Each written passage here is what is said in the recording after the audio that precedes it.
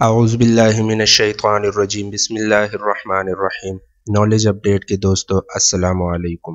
محترم ناظرین، تبلیغی جماعت کے امیر حاجی عبدالوہاب صاحب کی رحلت پوری انسانیت کے لیے ناقابل تلافی نقصان ہے۔ حاجی صاحب کی زندگی جہد مسلسل سے عبارت تھی۔ انہوں نے اکابر کی روایات کو طویل مدت تک زندہ رکھا۔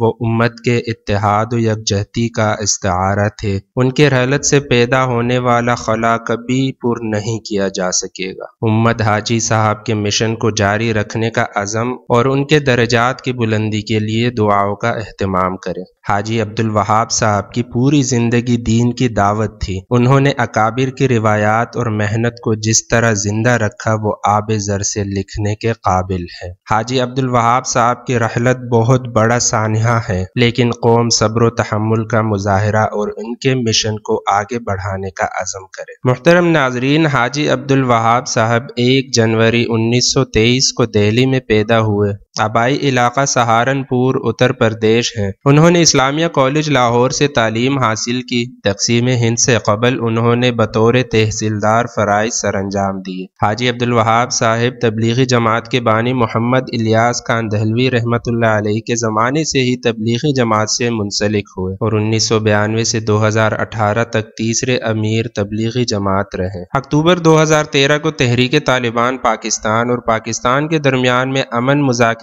کے لیے حاجی عبدالوہاب صاحب کا نام بطور سربراہ لویا جرگہ تجویز کیا گیا تھا۔ فروری 2014 میں طالبان نے حاجی عبدالوہاب صاحب، مولانا سمیع الحق صاحب اور ڈاکٹر عبدالقدیر خان صاحب کا نام تجویز کیا تھا کہ وہ پاکستان اور طالبان کے درمیان میں امن مذاکرات میں بطور سہولت کار کردار ادا کریں۔ آج 18 نومبر 2018 کو طویل علالت کے بعد انتقال کر گئے۔ تبلیغی مرکز رائے ونڈ اعلامیہ کے مطابق مولانا عبدالوہاب صاحب نجی ہسپتال میں زیر علاج تھے۔ اللہ سے دعا ہے اللہ تعالی حاجی عبدالوہاب صاحب کے درجات بلند فرمائے اور ہمیں سیدھے رستے پر چلنے کی توفیق عطا فرمائے۔